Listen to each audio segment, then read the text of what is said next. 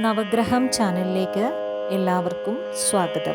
കഴിഞ്ഞ അധ്യായത്തിൽ നമ്മൾ ഭുവനേശ്വരി നിർണയമാണ് വായിച്ചത്, തൃതീയ സ്കന്ധത്തിലുള്ളത്. ഇനി അടുത്തതായിട്ട് ബ്രഹ്മാദികളുടെ യാത്രയാണ് വായിക്കുന്നത്. അഥ ദ്വിതീയോധ്യായ ബ്രഹ്മാദികളുടെ യാത്ര.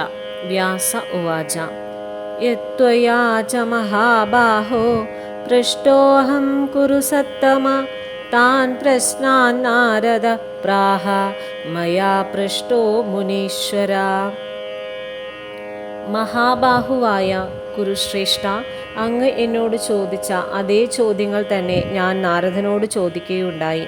അതിന് നാരദൻ ഇങ്ങനെ പറഞ്ഞു. നാരദ ഉവാച വ്യാസ കിം തേ ബ്രവീത്മ്യദ്യ പുരായം സംശയോ മമ ഉത്പന്നോ ഹൃദയേ അത്യർത്ഥം സന്ദേഹാസാരപീഡിത.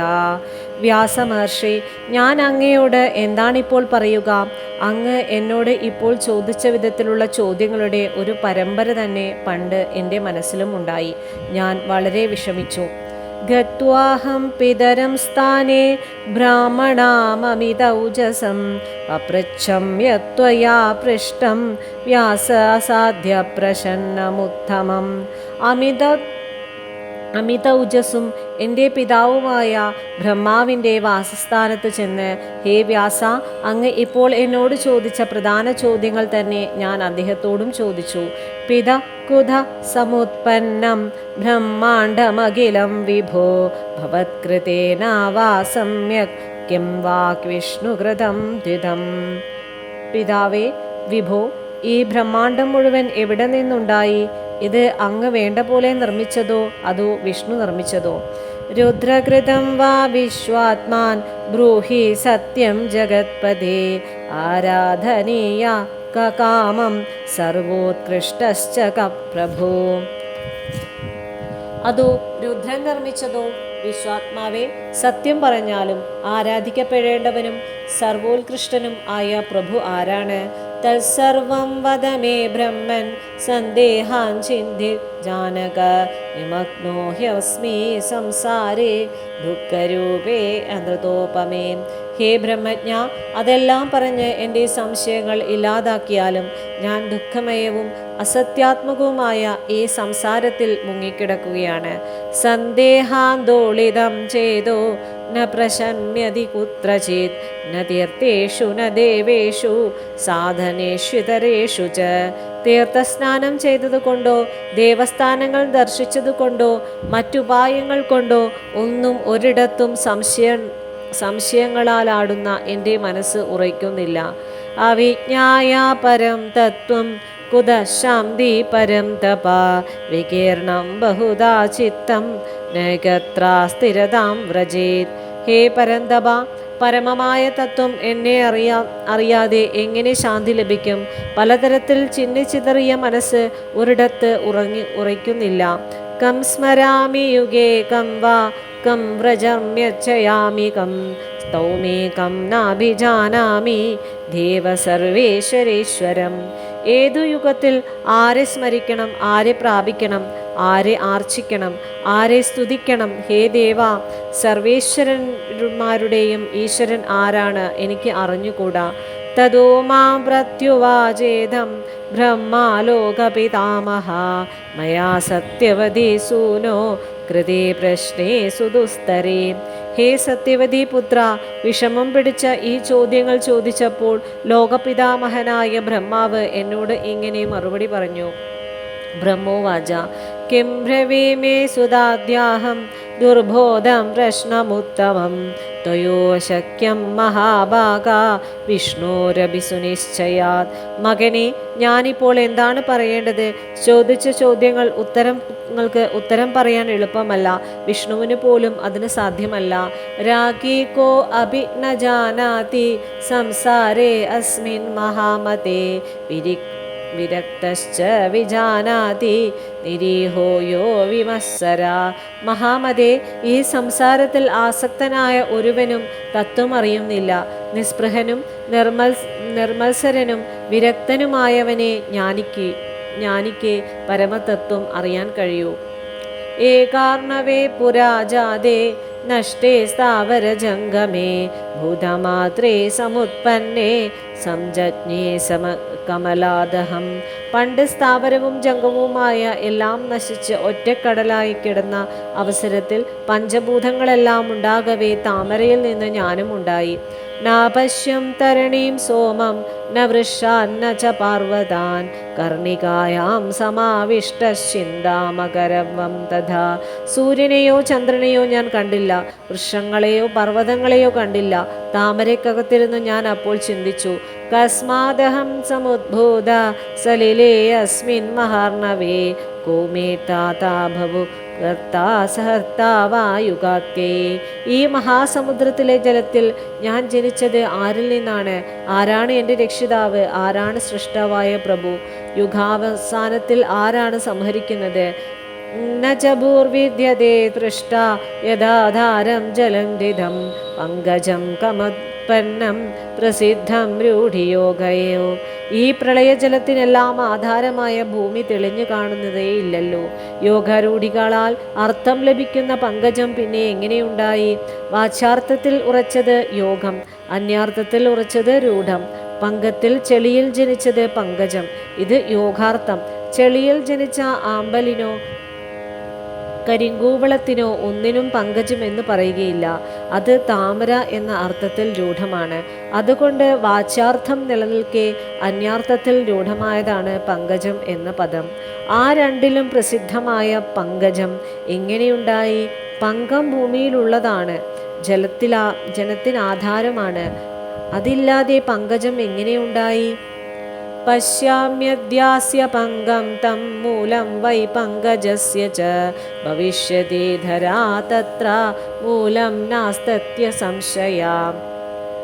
ഈ പങ്കജത്തിനും മൂലമായ പങ്കം ഞാൻ ഇന്ന് കാണും. അതിന് മൂലമായ ഭൂമി അവിടെ ഉണ്ടായിരിക്കും, അതിന് സംശയമില്ല. ഉത്തരൻ സലിലേ തത്ര യാവദ്വർഷസഹസ്രകം അന്വേഷാമണോധരണീം നാവാപാതാം യഥാ തഥാ. ഭൂമിയെ അന്വേഷിച്ചുകൊണ്ട് 1000 വർഷക്കാലം വെള്ളത്തിൽ താഴോട്ട് ഇറങ്ങിക്കൊണ്ടേയിരുന്നു. എന്നിട്ട് ഭൂമിയെ കണ്ടെത്താൻ കഴിയാതെ കുഴങ്ങിയപ്പോൾ തപസ്തമേതി ചാകാശേ വാഗഭൂതാ ശരീരിണേ തദൂമായാപ്തപസ്തപ്തം പത്മേ വർഷസഹസ്രകം. തപ തപ എന്നിങ്ങനെ ആകാശത്തു നിന്നും ഒരു അശരീരി വാക്കു കേൾക്കാൻ കഴിഞ്ഞു. അതിനുശേഷം ഞാൻ ആ പത്മത്തിൽ വന്നിരുന്ന് 1000 വർഷം തപസ്സു ചെയ്തു. സൃജേതി പുനരുദ്ഭൂത വാണി തത്ര ശ്രുതാമയാം വിമൂഢോഹം തഥാകർണ്യ കം സൃജാമി കരോമി കിം. സൃഷ്ടിക്കൂ എന്ന് പിന്നെയും ഒരു അശരീരി വാക്കുണ്ടായത് ഞാൻ കേട്ടു. അത് കേട്ട് ഞാൻ ആരെയാണോ സൃഷ്ടിക്കേണ്ടത്, എന്താണ് ചെയ്യേണ്ടത് എന്ന് അമ്പരന്നു. തഥാ ദൈത്യാവവിപ്രാപ്തൗ ദാരുണൗ മധുകൈഢഭൗ താഭ്യാം വിഭീഷിതശാഹം യുദ്ധായ മകരാലയേ. അപ്പോഴേക്കും മധുകൈഢഭൻ എന്ന 2 ഭയങ്കരാദിത്യന്മാർ അവിടെ വന്നു. ആ ആഴിപ്പരപ്പിൽ വെച്ച് യുദ്ധം ചെയ്യുന്നതിനു വേണ്ടി അവർ എന്നെ ഭീഷണിപ്പെടുത്തി.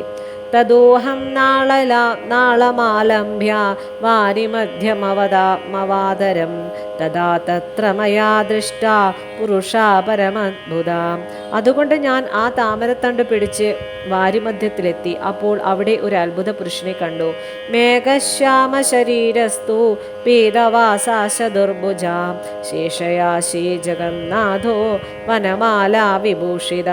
ആ പുരുഷൻ മേഘത്തിൻ്റേതുപോലെ ശ്യാമളമായ ശരീരത്തോടു കൂടിയവനും മഞ്ഞപ്പട്ടുടുത്തവനും 4 കൈകളുള്ളവനും ആദിശേഷനിൽ ശയിക്കുന്നവനും ജഗന്നാഥനും വനമാല അണിഞ്ഞവനും ശംഖചക്രഗദാ പത്മാധ്യായുധേ സുവിരാജിതാശയനാം തം സമാലോക്യ ഭോഗിഭോഗോപരിസ്ഥിതം. ശംഖം, ചക്രം, ഗദാ, പത്മം എന്നീ ആയുധങ്ങൾ പരിശോഭിക്കുന്നവനും ആയിരുന്നു. സർപ്പശരീരത്തിന്മേൽ പള്ളികൊള്ളുന്ന അദ്ദേഹത്തെ കണ്ടിട്ട് ചിന്താമാദ്ഭുതാ ജാതാ കിം കരോമീധി നാരദ മയാ സ്മൃതാ തഥാ ദേവി സുധാ നിദ്രസ്വരൂപിണി. ഹേ നാരദ, ആലോചിച്ചു ഞാൻ അത്ഭുതപ്പെട്ടു. ഞാൻ എന്താണ് ചെയ്യേണ്ടത്? അപ്പോൾ എനിക്ക് നിദ്രാസ്വരൂപിണിയായ ദേവിയെ ഓർമ്മ വന്നു. സ്തുതിച്ചു. ദേഹാർനിർഗത്യ സാ ദേവി ഗഗനെ സംസ്ഥിതാ ശിവ അവിതർക്യ ശരീരാസാ ദിവ്യാഭരണമണ്ഡിത. ശിവസ്വരൂപിണിയായ ആ ദേവി ദേഹത്തു നിന്ന് വേർപെട്ട് വ്യക്തമായ ശരീരത്തോടുകൂടി ദിവ്യാഭരണങ്ങളും അണിഞ്ഞ് ആകാശസ്ഥാനം പിടിച്ചു.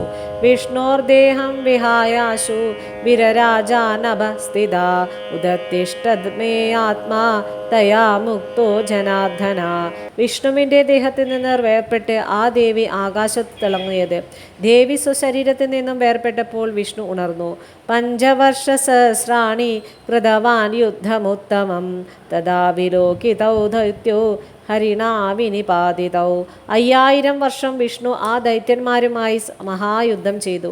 അപ്പോൾ ആ ദൈത്യന്മാരെ ഇരുവരെയും ഹരി വീഴ്ത്തിയത് കാണുമാറായി.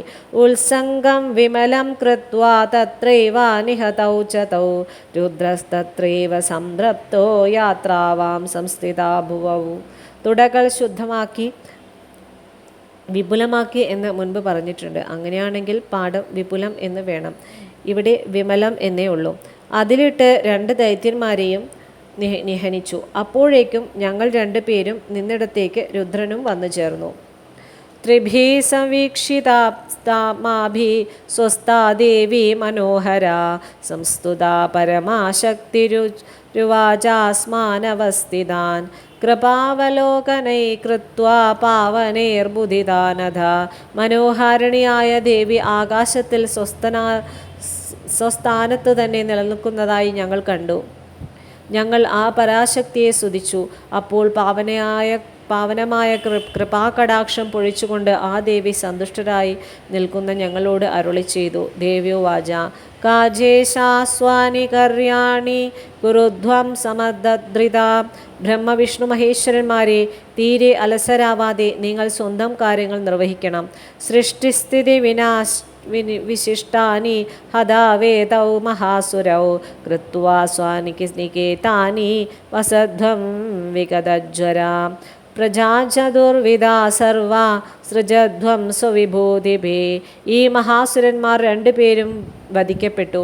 ഇനി നിങ്ങൾ സ്വസങ്കേത സ്ഥാനത്തുറപ്പിച്ച് പ്രയാസം കൂടാതെ സൃഷ്ടിസ്ഥിതി സംഹാരങ്ങൾ നിർവഹിക്കണം. സ്വശക്തി കൊണ്ട് 4 വിധത്തിലുള്ള പ്രജകളെയും സൃഷ്ടിക്കണം. ബ്രഹ്മോവാച തച്ഛ്രുത്വാ വചനം തസ്യാപേശലം സുഗതം മൃദു അഭ്രൂമാ താമശക്താസ്മാ കഥം കുർമസ്തിമാ പ്രജാ നമഹേ വിദദാ മാതാ സർവത്ര വിദദം ജലം. ദേവിയുടെ സുന്ദരവും സുഖപ്രദവും മൃദുവുമായ ആ വാക്ക് കേട്ടിട്ട് ഞങ്ങൾ പറഞ്ഞു, അംബികെ, ഞങ്ങൾ അശക്തരാണ്. ഞങ്ങൾ പ്രജകളെ എങ്ങനെ സൃഷ്ടിക്കും? ഭൂമിക്ക് വിസ്താരമില്ല, എങ്ങും ജലം നിറഞ്ഞു കിടക്കുകയാണ്. നഭൂതാനി ഗുണാശാഭി തന്മാത്രാണി ഇന്ദ്രിയാണി ച തഥാ കർണ്യവജോസ്മാകം ശിവാജാദാസ്മിതാനന. പഞ്ചഭൂതങ്ങളില്ല, ത്രിഗുണങ്ങളില്ല, തന്മാത്രകളും ഇന്ദ്രിയങ്ങളുമില്ല. അത് കേട്ട് അംബികയുടെ മുഖത്ത് ഒരു പുഞ്ചിരി ഉണ്ടായി. ദഠീത്യവാഗതം തത്ര വിമാനം ഗഗനാശുഭം സോവാചാസ്മിൻ സുരാകാമം വിശുദ്ധം ഗതസാധ്വസാം.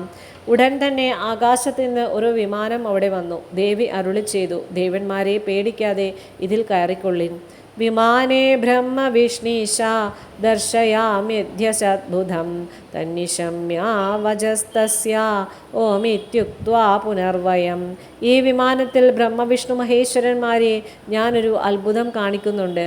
ദേവിയുടെ അരുളപ്പാട് കേട്ട് ഓംകാരം ഉച്ചരിച്ച് ഞങ്ങൾ സമാരോഹ്യാപവിഷ്ടാസ്മോ വിമാനേ രത്നമണ്ഡിതേ മുക്താധാമാസു സംവീതേ കിങ്കിണി ജാലശബ്ദിതേ സുരസത്മാനിഭേരമ്യേ